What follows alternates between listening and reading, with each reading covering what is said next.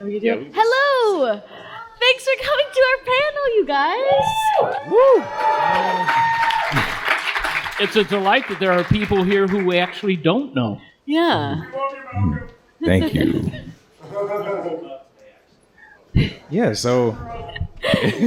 So we thought that we would start it out by just telling you guys a little bit about each of us, and then opening it up to questions. Yeah. Great. Starting with me. Yeah, so I'm Malcolm Ray. I'm an actor, voice actor out of Chicago. I'm represented by Stewart Talent. And yeah, I was picked up by Channel Awesome when I found out about the auditions. I was in a radio class and somebody... Even then you were late. Oh yeah, that's true. Wow. What a track record. I like how he's realizing this now. Yeah, but yeah, it was like really by the skin of my teeth that I got in, because it was during a radio class and I saw somebody like editing together a video, and I was like, why are you editing video in an audio production class, you know? And they said, there's auditions being held for That Guy website. I'm like, That Guy? And it's like, you know, the Nostalgia Critic? I'm like, oh, he's still doing stuff? Because I lost track of Doug's work. Like, yeah. No, like, I lost track of Doug's work during that time when he was, like, on and off YouTube, and I'm like, where's his stuff at? And so I was just like, I'm just going to go and look at James' videos. And, no, I felt bad, because, like, no, people would send me links. I'm like, oh, he's still making stuff. I'm like, where's the site at? But, yeah, they told me he was, you know, still doing things, and apparently he was retiring the critic, and now there was this new pilot series, and I was like, okay, cool. And they're like, okay, but you better hurry. Today's the deadline. And so I ran home and just slapped together some stuff, just showing what I did during college, like some film stuff, some in a vlog format. And I believe it was Aaron. Like you saw my, it was your YouTube link, and I told her, I was like, I think you want to watch this one. Yeah. I did a Google search just for like Nostalgia Critic auditions or something, and you popped up, and I was like, that one's actually not bad. And despite that, I watched anyway. So. Yeah, so basically, yeah, and it was like I submitted like 5 a.m, the day of the deadline, and it was Rob's wife, Erin, that saw it, and Rob was like, okay, I'll take a look at it, and then I got a call back, and auditioned, and we loved each other, and it was... And I got a call back. Aw, love stories. But yeah, that's basically how I got into Channel Awesome starting off. And yeah. Okay, so Rachel and I were in California, and we were doing this show together. We were doing Lion, the Witch, and the Wardrobe, the musical, which is an awful show. It's really bad, not well composed. Like the main, side note, the main song in that show is Aslan the Lion, and he's just singing this song called The Lion Leaps. And I mean, he doesn't leap in the movie or the books, but the only lyric is, the lion leaps, the lion leaps, the lion. And so it's just that, though, for like 4 minutes. It's really bad.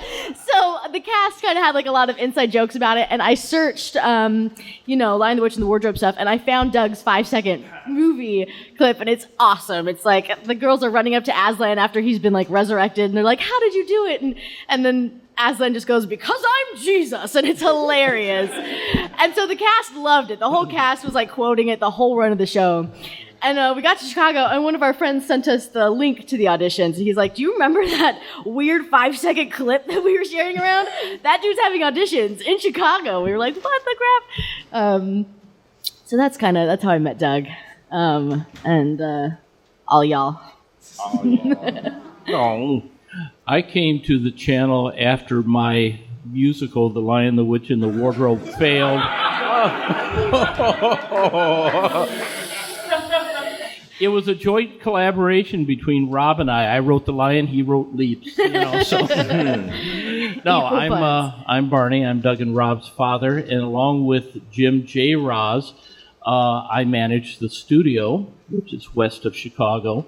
And some people say I have a studio of my own. It's my garage. It's my mother's, unused room or something. Well, we have a real one there. It's very good size. We have a number of standing sets and so on. And we've had the privilege of turning Tamara into a tic-tac-toe board, yes. Turning Malcolm into a white guy. Yep. turning Rob into the savior, turning Doug into devil boner. And we've blown most of them up more times than you can count. Very true. Oh, it's But- explosive. That's how I got started with the company, and it's been a lot of fun to work. I mean, most guys say, "Oh, hey, I played with my kids when they were 3. I'm playing with my kids when they're 36," and it's an actual real thrill to be able to do that. But Jim and I, between the two of us, we cover most areas of the stuff. Jim is fantastic at making props and makeup. Most makeup starts with him. I'm fairly good at building sets and doing lighting and stuff like that. So between the two of us, we supply the stuff and we sing Doug's praises when he calls us 2 days before the shoot and says, "I want a full-size spaceship that turns into a transformer and it has to disappear in the middle of the shoot." Yeah, right. And then Farad. Yes. Hi, my name is Farad Mohammed. I am sorry for being late. This is my very first panel, and this is my worst nightmare. No, yeah. So I do a bit of editing for Channel Awesome, as well as star as general anesthetic in the hilariously popular game show Pop Quiz Hot Shot, and I think that's about it. Let me see. Yeah. Oh, yes, that's right. Oh, yes, I was the mean boss in Dragon Board. Yes, yes. Was there a question associated with this? Or Nope, no? that was it. you did splendidly. Off to a good start, everyone. Yeah. So, do you guys have any questions? We will open it up. Oh, no, I'm so scared. no. Okay, we're gonna go with Aaron first. So this is Tamara, American or Swiss?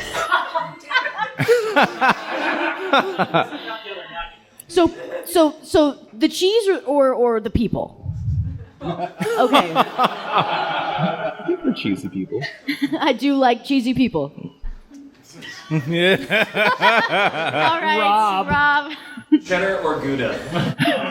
Okay, Gouda for sure. It's all good. Sorry if I'm offending anyone here. Beth, yes. This is for all 4 of you.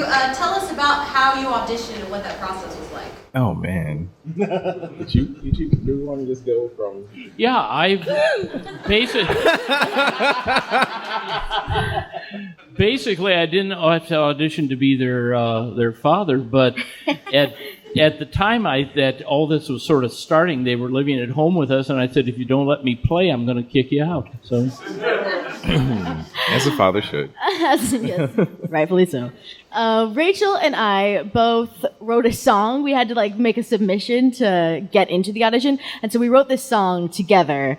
And it was like this 30-second clip, kind of talking about us. The first lines were, "My name is Tamara Chambers, and I have diabetes," and hers was, "My name is Rachel Teets. That's right, like titties." It was great. Wow. It's still one of my favorite things I've ever done online. Is this well, you were song? roommates, right? Yeah. Rachel and I lived together, and so we then heard that we got the audition. We went in, and it was great.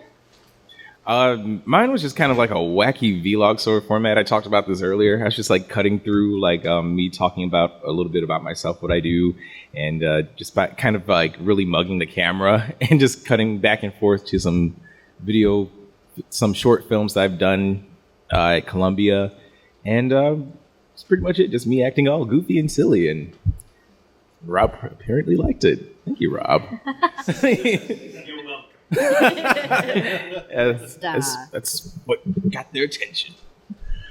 Well, my initial audition kind of was when Doug and Rob ran the audition for the Angry Video Game Nerd movie. I managed to go over there and do a little performance for them, and then they said that those auditions were supposed to be for the movie, but also they were also kind of seeing what sort of local talent were out there for other sort of future projects, but they weren't exactly they didn't have anything in mind. But then once demo reel came out, I went over and auditioned for one of the roles in that series, and I sent over a video that was about a minute long, and it just was a little bit more of a professional sort of deal, just showing clips of some of the showing clips of me acting silly, but apparently they enjoyed that, as well as the editing that was associated with it there. I also had like a very nice radio shout at the very end, which a group of people shouted my name, so that was a pretty decent one there too. So that was pretty much how it went, and then I went over and auditioned for them, and the rest is, I guess, history. What's interesting is that karma will sometimes play out, because when they were doing demo reel, and they had two girls, which one are we going to take? We've got this Rachel and we've got Tamara. And they decided for the role that they needed of Rebecca, that Rachel would be better. So yeah, but don't forget the name of the other one. And then Rachel left for California, and they're running around. What was the name of the other one? I don't remember. But when they... But she lives with Rachel. That's right. And when they remembered it was Tamara, because you had come in on the Catwoman thing, right? Yeah. So it was, a matter of you came in next, and look how well you... Well, your family.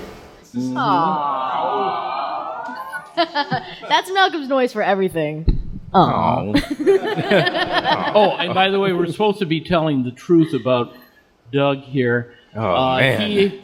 He alluded to this, but I remember the episode so well. He worked so hard on this beautiful transition from Rachel to Tamara with the movie Face Off. Their faces got changed, and at the very end, it wasn't really Tamara, it was really Rachel. She had Tamara's face and everything like that, and he lost the footage. I said this before in an earlier panel, but I got the call. It was like during Christmas, and I was with my family, and I got this call from Doug, and he's like, I lost the footage. I'm so sorry. We'll just film, next week. And I just thought, it's my first episode. Maybe I just did really bad, and he just didn't want to use this footage, and he's too nice to tell me. Well, since we're all being honest. Oh, it's gonna turn into a roast. But actually, conveniently enough, I did manage to record all the behind the scenes for that episode, and it's all up on my channel. So if any of you haven't seen it yet, you can get a vague idea of what we were going for initially. That describes Doug vague. Yeah. Oh. Actually, I will say, too, we were talking about, maybe for the next DVD that we do, reenacting what we would have done. Maybe having, someone else play Rachel, probably Malcolm. No. Yeah. Malcolm, I'm just sure. that good. So we had talked about maybe actually doing that. Yeah. Gentleman right there. This is for all of you. You all clearly have different interests that the other probably didn't. What was something that you weren't interested in, but someone was, that you were like, oh, I didn't know anything about that? Like any type of movies, games, or anything like that, where again, you wouldn't have given it a second thought, and then you hear they're a fan, and you're like, oh, I did not know that was how it was. Like that, yeah, like that. I was always I was always curious about voiceover work, but working with Malcolm has made me want to investigate it more, I guess, and broaden my horizons on it for sure. I knew absolutely nothing about anime till Rob told me that I ought to learn a little bit, and he introduced me to it, and I absolutely love it. And the beautiful part in these extended series, Cowboy Bebop, Trigun, Paranoia Note, The Full Metal Alchemist, he had already seen the whole thing. So when I'm sitting there, going, why the hell is there no one inside the armor there? He could explain all this stuff to me. And why is it it's these beautiful drawings, and then something wacky happens in the show, and suddenly the faces go, He says, that's just the way they do it. I don't get this. But Japan. That's Japan. And Doug introduced me to bronies. So, but let me tell you the reason Doug introduced me to bronies. Doug, one day, having a lot of chutzpah, decided that he could get in and out of Canada without a passport. And he because he couldn't find it the last minute, he went to Canada. He got it, and Canada let anybody in. And he gets in there and he does the con, and he comes back, and he's got his birth certificate and everything else, but no passport, and he has to convince the guard at the gate of the United States to let him in. So, what have you been doing here? Well, I was up there. I was doing this con, this convention. What's it about? Well, it's about anime and stuff like that. So, what do you do there? Well, I talk. I was a guest there. You mean like a sort of a stand-up? He says, okay, make me laugh. So the only thing Doug could think of was this routine he heard about bronies. So he does this other guy's brony routine, and the guy eventually says, yeah, come on in. No one could make that up. I guess for me, it just kind of goes into that same category. I was really surprised by Rob's interest in anime. I don't know. When I first met Rob, I was just kind of like, this seems sort of like a prude. I mean, no. After I first, dude, you were asking for an invitation to the dance. No. But then after I got to him, I was like, oh, he's pretty cool. And then when you said you were into anime, I was like, whoa, super cool. And then when I found out that Barney was into anime, I was like, why can't this be an extension of my family? But Sweet, like promoted to super cool now. Yeah. See, I know how to say things. But that really took me by surprise. Just the interest that they had in anime and the entire culture of these conventions. What could the devil ever do to tempt hyper fangirl to give up her soul or something? Like, if you could, like, what do you think you could offer her? Let's see. The critic soul. I like the way you think. That would do it. Exactly. Right? Yeah. Well, I kind of expected that Rob would be interested in anime, but I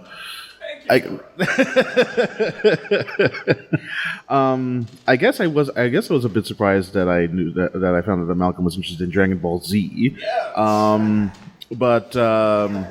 I mean, I'm not a fan of the series myself, but I always considered the concept of the show fascinating.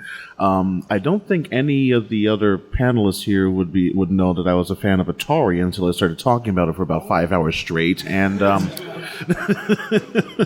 T-shirt you wear probably would have given it away. yeah. Yeah, I've been to a few classic gaming conventions, but I guess that's pretty much about it. So.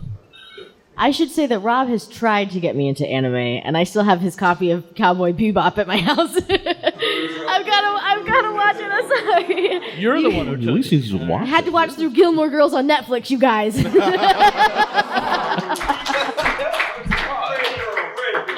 you, guys. Thank you. I do what I can for females everywhere. Okay, next question. Since you have such a successful studio with your sons, are you ready to take over Harpo now that it's available? No, let me tell you, Harpo is, for its day and age, was a wonderful technological studio. It's probably the last major studio built in Chicago, and now that it's sort of free, I don't know. Did they sell it yet? I know someone was trying to buy it, but it's going to be a great addition to Chicago as a place to film and so on. If I had it, I would buy it and rent it out every day. It's a nice setup down there. I've been through it one time, but no, I have enough to deal with Doug and working with Jim down at our studio. I will say this: the one thing that I did not work much with before was green screen, and Jim decided that we wanted to have one of the biggest green screen rooms west of Chicago. And so we built a very, very nice one there with, in fact, the back wall curves into the floor so we can shoot various angles in it. And it's a gorgeous place to shoot. But then we found there's times when you need green screen and you can't go in your big room. So we built a temporary green screen. It sort of folds like this, and when it's opened up, it's about size of that much of that wall, and it's got green screen on it. We can put blue screen on the back or black screen, whatever you want, and we can drag it around the studio wherever we need. Chopped off a lot of heads with that.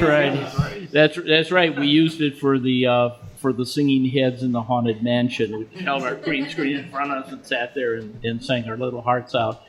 But the green screen, so much of our stuff is done green screen, and it is the technology now is that it looks so pretty that when you look at it, you say, "Wow, were they really on the flight deck of the Enterprise there?" No, it's probably green screen, but it looks really nice. You don't get that blue line around you like you used to get, and it makes shooting a lot easier. Conversely, the set for Pop Quiz Hot Shot is real. Nobody was green screening that. So I have to mention one thing which is sort of interesting. When the benevolent overlord Mike Michaud came up and said, "We're going to do a quiz show." He says to J. Roz, "Build me a set." We have no idea what the show's like. We have no idea what's going to happen. So Jim just built a set, and we put a nice blue curtain, and we've got these red columns on the side and everything. And then after that, the game show was invented. And if we knew what it was, we probably would have built a different set. But it's standing there, and we use it, and we have our what is the floor from? What's the name of the show, Rob? That the floor in the game show room, we always refer to it as the floor from one of the teams. Saved by the Bell, Saved by the Bell, the cafeteria, or that floor down there. And we put all that together and built this whole floor, and it was a little bit dirty. So one day, J. Roz and Rob decided, well, we're going to clean this. And J. Roz gets this stuff that is guaranteed to knock you out. And they're down there scrubbing on this deal and, floating 2 feet above the floor. And, we turned on every fan. We opened the big garage door and everything to get out there. That was a nasty day. We were high for weeks. Oh boy. Oh, but I guess we'll open up for more questions. Take another one. Questions. Yeah, I know you've had your hand up for a while. Okay, so a question for all four of you. Marvel Cinematic Universe or DC Cinematic Universe? I'm glad you brought that up. Marvel. It's like, well, to be fair, I've always had a preference for Marvel as an entire lore, as an entire complete, universe. But DC is really good too, and their comics, their stories, they're a little bit more concise with their storytelling, and I do prefer their animations as opposed to Marvel. When I was a kid, I loved DC because that's where you get Superman. And in my youth, it appealed to my OCD side because every panel was a panel. I said, this is great. Then I saw Marvel, and I opened it up, and I go, wow, the guy in this panel is reaching down to touch someone in that panel, and there's something flying across there. I said, no, that's not right. Now, Marvel all the way. Yeah. And I have a second part of the question. Okay. Which do you prefer, the new Marvel Cinematic Universe or the early 2000s with Spider-Man 1, Spider-Man 2, X-Men, X-Men X2, X-Men The Last Stand? Do you prefer that, or do you prefer the newer series? Well, I prefer the 1984 Marvel Cinematic Universe with like Red Brown as Captain America and no. No, I think while the Sam Raimi Spider-Man movies did have a lot of merits, except for maybe Spider-Man 3. Sorry, Doug, but I do like the current cinematic universe mainly because everything is so interconnected with each other, and all of the characters can all help each other out.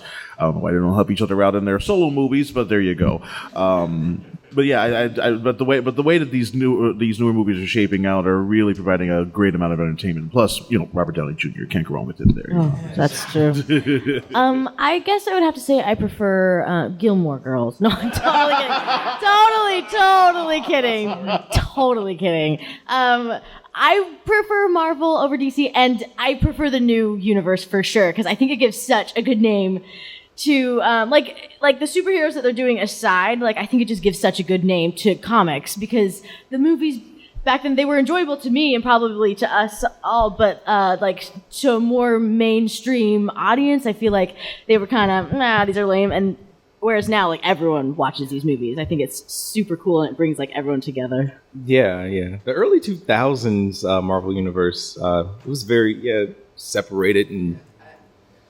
I didn't mean them as a connected universe, I meant them more as separate films. Oh, separate films? They were a lot... they were a lot darker and more serious, as Doug brought to my attention with the Daredevil review. Like, it was just something about... And I have a raccoon running around with a machine, with what's basically a machine. Right. And nowadays, it's like we're having more fun with the superheroes. It's a lot more exciting. And, you know, there's some drama there, but there's a lot more comic relief. It's like, it's a comic book movie. You gotta be colorful. Yeah, there's good acting. Yeah, really good acting. Man. Thank the Lord. Though, to be fair, I would love to see Bullseye in the new cinematic universe with Colin Farrell there. That's a pretty cool character. Yeah. I'd like to see Target. I just like sale prices. Who that next? Questions? Next question. You know what? I'll go for Rob. This question is for Tamara. Gilmore Girls or getting stabbed in the eye? Well, it's a close call, Rob. Seasons 1 through 3, Gilmore Girls. Seasons 4 through 7, getting stabbed in the eye. Oh. I don't know what I'm talking about. Yes.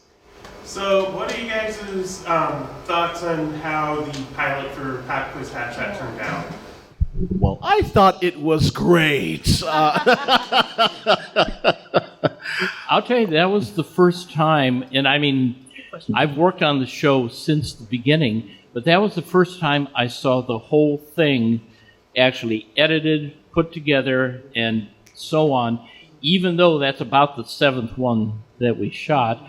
And in looking at it, it's great from the standpoint they go, wow, I see we can change this, and this. Because once you see it and put it in perspective, it makes a difference. So it is a work in progress. Mm-hmm. I mean, we're constantly changing, even though the characters, my original character on there, I was supposed to be a South American dictator. And for some reason, I thought, well, if I'm a South American dictator, maybe I'm from Argentina and I could be a retired ex-Nazi, so I'll do it with a German accent.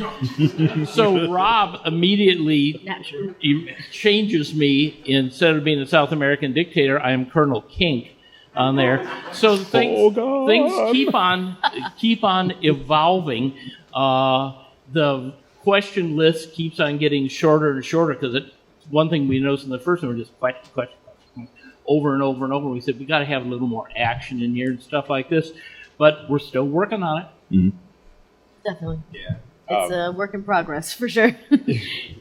I mean, yeah, I have very little involvement with the game show. I mean, I would help out here and there, but it was definitely a lot of effort that went into it, and I think it's going to get better as time goes on. Definitely. Yeah. And we did something very nice for Tamara. The first couple that we shot, she's Miss Stockholm in her dungeon, and J-Roz has a real set of these iron manacles with the chain to them. And I mean, they're really made out of iron. They weigh a ton. And we jammed them on Tamara, and she's sitting over there. You got to go on stage. Oh, and she gets her hands up like this. So one day I said, you know what? Maybe we'll do something different for her. So I made her a set of plastic manacles with pink fur on it. And I thought this will look good, and she looks great in it. We won't question where you got them or how quickly you got them. That's the best thing. Or what she had to pay me to give them to her. That's okay. Oh. Oh, yeah. No, right. So many Robs. Okay, what else we got? This is for all four of you. What is your favorite favorite moments, like either shooting the episode or shooting at least, the quiz show, anything at the studio?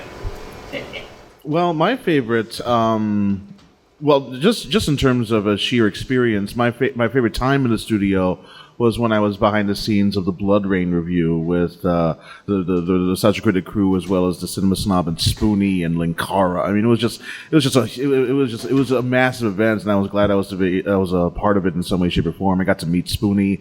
I got to continue working with Lewis and Brad, and it was just a great way in order to see a Nostalgia Critic episode being made, especially one with such an epic crossover like that, and. Yeah, I mean, it was great to see all three of them work together and all that. It was a lovely shoot. So that would probably be my best memory so far from working in the studio. Yeah.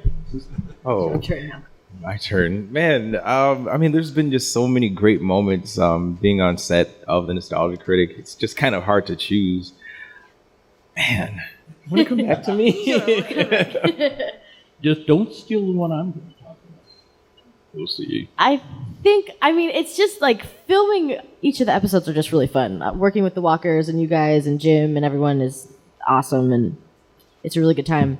And I think like the ones that like pop out are the times that we like collaborate with other people, like Dante Bosco and Angry Video Game Nerd, and it's exciting, like, oh my gosh, this is gonna be so fun for everyone to see. And I whenever we're filming, I always say, like, I cannot wait to see this review. I'm so excited. You never know. We were talking about the green screen earlier, and I was thinking about the Frozen parody that we did, and we were like walking in circles and doing weird things just in this green room, and I had no idea how it was going to turn out, and it turned out great. And so it's fun to like see the finished product. So if you've been to these conventions, if you ask Rob and Doug what's the worst thing they've ever reviewed, they'll always say Garbage Pail Kids. Someone says, what's the most fun? I've always got the exact same story. So I'll start it, and Malcolm will help deal it. We were doing The Shining. And we had to go out and shoot in public, which is always a crapshoot at best. And so we are out in this little town of Woodridge, and here's the Woodridge Library right here, and here's this little forest in this in the forest. Yeah. And so we're shooting Malcolm, and he's going to be hiding out in this forest from Doug, who's coming after him in his Shining character. Mm-hmm. And so we have to turn Malcolm into a white guy. Because that's my disguise. Got that emergency kit, for disguise. He puts on this I'm a lumberjack outfit, and we whiteface him. So we're out there. J-Roz is putting on the whiteface on Malcolm, and here comes this guy walking through the forest. Yeah, just on a stroll. Just going to get a little exercise. And I thought, man, what's he going to say? And he slows up just a bit. Yeah, just slows down, just kind of glances at us. And then looks at Malcolm, who is now about 3/4 white. Right. And he just looks at him, gives him a weird look, and sort of starts to walk off. And so Malcolm says to him, I just want to go into your libraries. It's so funny because the guy just looks like, no, he doesn't slow down at all. He just kind of walks, he glances and keeps on going. And I just call after him. I just want to go into your libraries. And he kept on going because he just kind of didn't question it. He just kind of glanced and just kept going. I'm like, oh, I know you want an answer, so there's one for you. Yeah, that is one of the it's one of the good ones. Filming. Yeah, I had a lot of fun with that review as well. But I do got to say that there's just so many because there's these little brilliant moments that kind of make me feel like we're really part of something more than just a movie review. It's like we're creating this lore, this a bigger story. The characters, Devil and Evelina, they just kind of, took on a life of their own, and I was just like, oh, this is really cool. So, sometimes, stuff just appears out of nowhere. We had no idea that she could do Dorothy. Yeah, like that. Until she did it one day, and that suddenly has become one of the staples. Yeah, it's a thing now. Does that answer your question? I'll follow up. Okay. Is it possible that if we could probably see Evelina again? Well, I mean, we did have Rachel appear in Yeah. We just had her send some video in because she does have the costume with her. So I mean, chances are, yeah, she'll be back for more stuff. She had her chance. Well, you heard it right here, folks. Okay, grab one, Tamara. You were next. This question is for Barney. Can you tell me the creative process of my favorite holiday song, Holiday Cluster? Holiday clusterfuck? Well, that was saving it for baby years back there. okay. Trust me. I've heard a lot worse.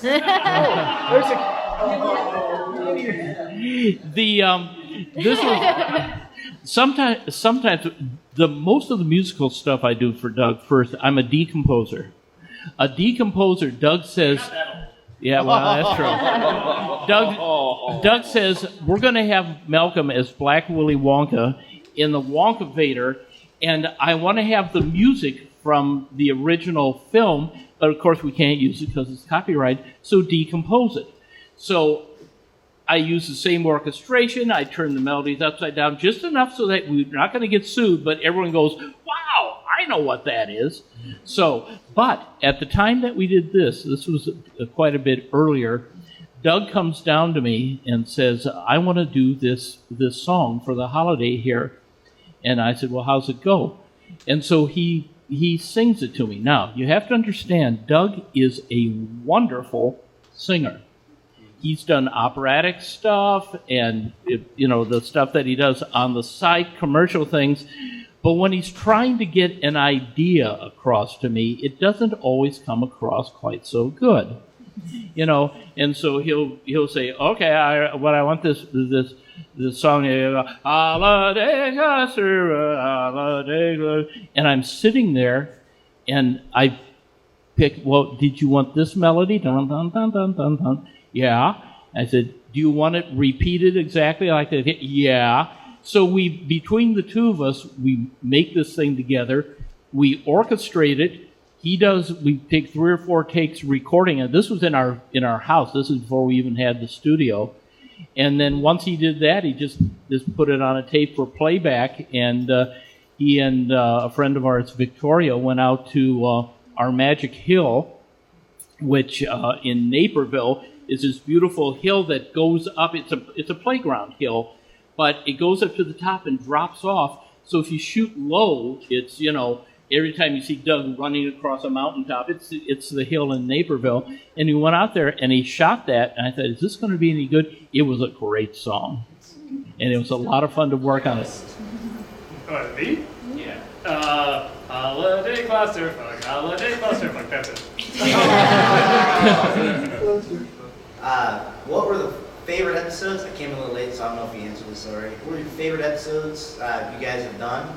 And is there a chance we'll see Doug in the dread outfit again? Because that would be awesome. I eBayed that one, so no. Oh, no. Let's answer that. Jim can always make another. Maybe we can start. If you can make a Star-Lord mask, you might make another. Yeah. Oh yeah, Could go wrong. I loved when we did Tamara as the American McGee Ellis. That was a fun costume, and to make that neat little necklace. And what's fun is that you get to destroy this stuff. She starts off straight, and then Doug says, "Okay, now dirty her up. Put some blood on there. Now blow her up. Now do this." And we're just throwing all this stuff on this poor girl, and she's just covered with all these things. And we always have the exact same joke.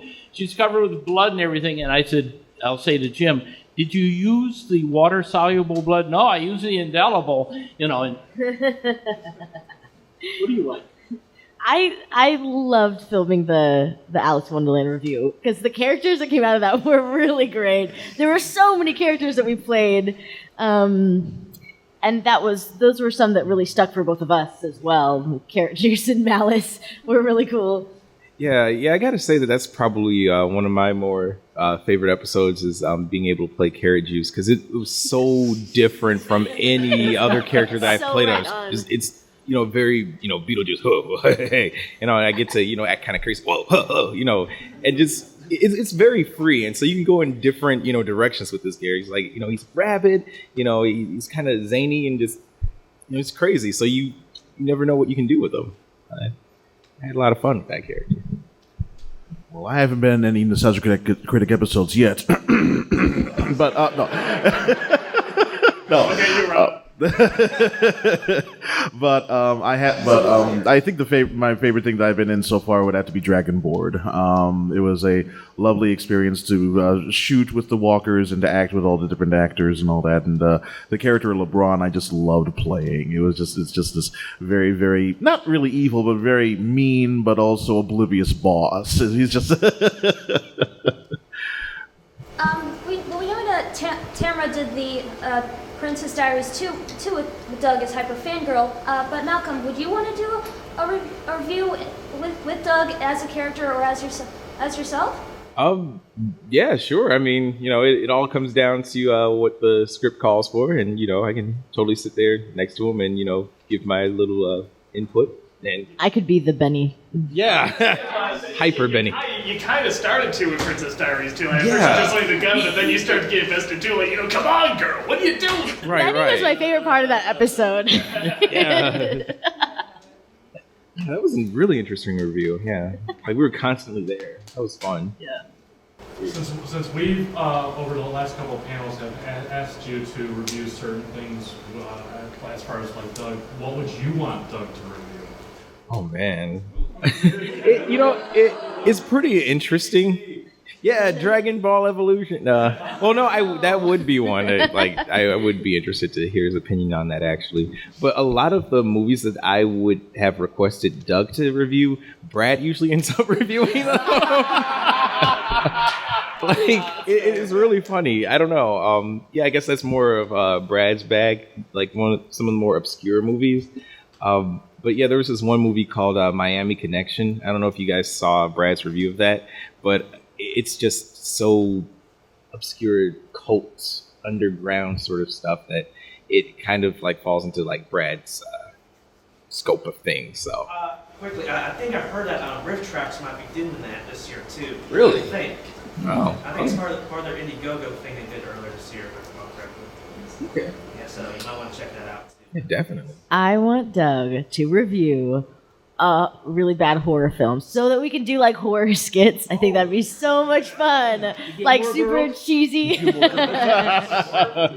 It's just like super cheesy horror skits. I think it would be so much fun. We've got the blood to do it. Oh, that's the funny thing is that it doesn't depend on whether the movie deserves to be reviewed or how bad it is.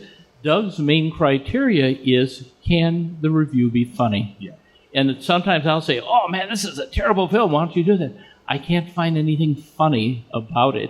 I've been trying to get him to do League of Extraordinary Gentlemen, which is one of my guilty pleasures. Yeah, I know. That's a guilty pleasure of mine too. Yeah. I like that movie.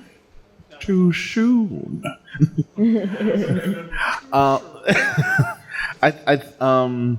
I've been racking my brain because usually I don't I usually don't think of movies for Doug to review because the movies that are picked are usually quite well done anyway. But I think that I remember there was this one movie that I saw when I was 12 years old or so, and I woke up in the middle of the night because I had an extreme case of heartburn.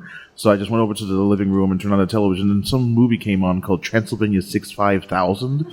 Oh. It's this strange, it's this strange movie that has like Jeff Goldblum and Michael Richards and Gina Davis, and it was supposed to be like a horror film / parody / comedy. It was the weirdest movie I ever saw. So if that movie could be done, I mean, more power to you. But oh, okay. It looks like we're getting some signals of time check. Couple, maybe 2 more questions. Then I can show off whatever this thing Way is. back there, yeah. Not more of a question, but I think you would be awesome in a review of Barney and Chucky. Oh. It's the creepiness, isn't it? Thank you. That would. You guys could do up the Oh yeah, makeup for sure, that. we could do it, Chucky. And yeah, you had your hand up. Has there ever been a time where Doug's come to you and is like, I got this idea or a character, and you're just looking at him as he's telling you, like, what the hell? That's kind of outrageous. Every week, I'm sure. Not if you want to get paid, you don't do that.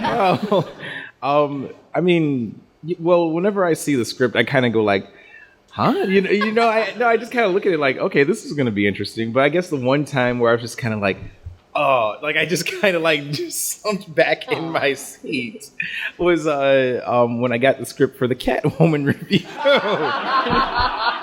And that was my favorite Malcolm moment. Yeah, it was the first time we ever interacted, and I loved you in that so much. I was the kid. Man, yeah. And at first, I was going to be playing both of the Black Catwomen, but we were like, wait, how are we going to differentiate this? And so they ended boobs and no boobs, right?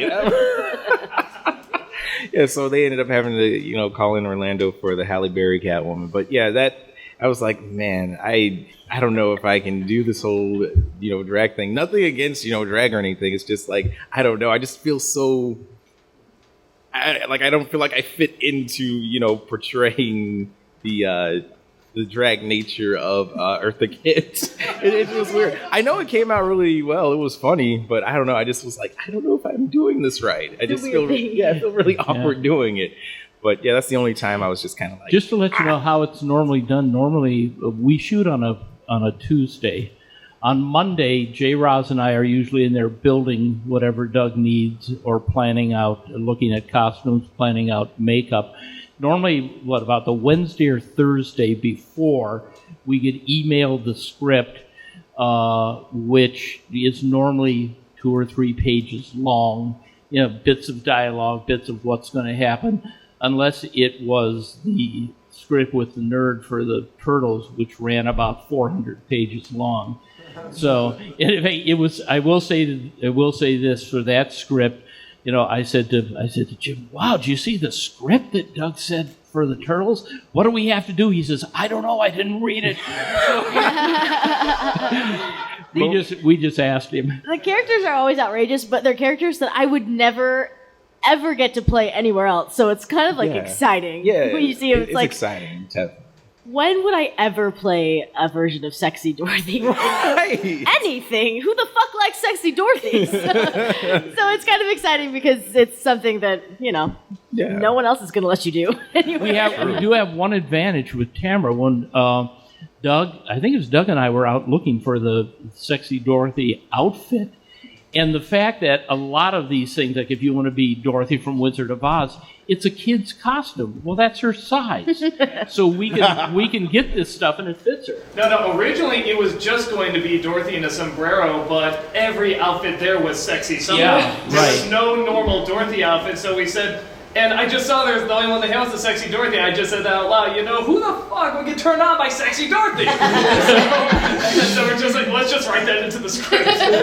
And I said I would. Oh my gosh. We have about time for one more, I think. Yeah, you. Would you guys like to do a review on Silent Hill? Yes. Yeah. I've only seen bits and pieces of that, but yeah, I would totally be up for that. Was it a good movie? I guess that's subjective, right? All right. It was. I enjoyed it just because I like the games. I like the story. The games are awesome. And it's scary. I think that'd be fun. I think it'd be super fun. What are we watching? Oh, okay. This is actually a clip. I thought we would have had more time. This is a really short trailer for a series that I'm in. It's an abridged series. I don't know if you all are familiar with abridging. This is DC abridged universe that I'm part of. If you all know Monty, she's part of that group as well. And we do voices for this series. And this upcoming project is the DC movie Suicide Squad, which, as many of you know, is not that great. So we decided to look at it, and we saw a lot of hilarious moments. And so here's a clip from that. My friends, riddle me this. What does no one want to do, but do when there's no way out? I don't know. Your mother? Is it poop? Ew, no, what? Is it justice? No. This is stupid. Oi, it's a pub! What? How could it be a pub? Is it a bear? What? Why? Wait, is it divorce? Is it divorce? No, now you're just repeating what she said. Is it divorce? I still say it's your mother. It's suicide. It's suicide. Okay, get it? It's a pun on... Okay, you know what? Never mind. Let's just skip this part.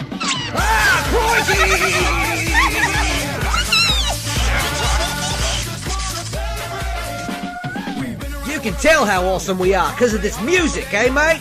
Say what? I can't hear anything. I swear this guy's on everything now. This bit makes no sense because nobody cares about Pitbull. Boom, boom, that's the way we like to play.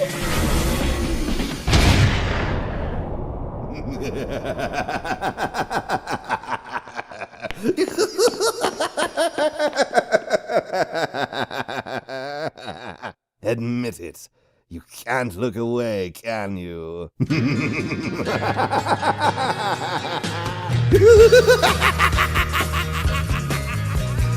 Let's stop the countdown, shall we? Give me danger, little stranger. Not you, UAP. Give me danger, little stranger. Not you, your disease.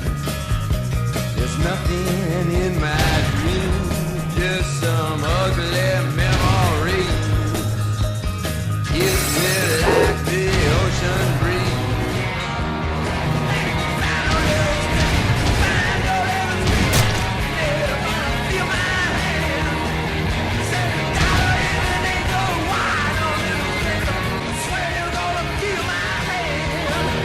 I am Shark! Hope you all check it out. It's on YouTube. Oh. Right. Yeah, the actual story is just ridiculous, but it's just full of... Yeah. That's one of the best Harlequins I've heard, Malcolm. You did a great job. Another round for Malcolm's Harlequin. Right. Oh, thank you. So good. Thanks. Before you guys leave, would you mind being a part of a Vine with me? So I'm going to say something, and then I'm going to turn around, and after I say panel, will you guys just go woo, woo, woo, like crazy? You don't have to sound like a turkey like I just did. You can be like a normal person if you'd like. Okay. All right, thanks, guys. Oh, I'm so bored. I'm just sitting here at this panel.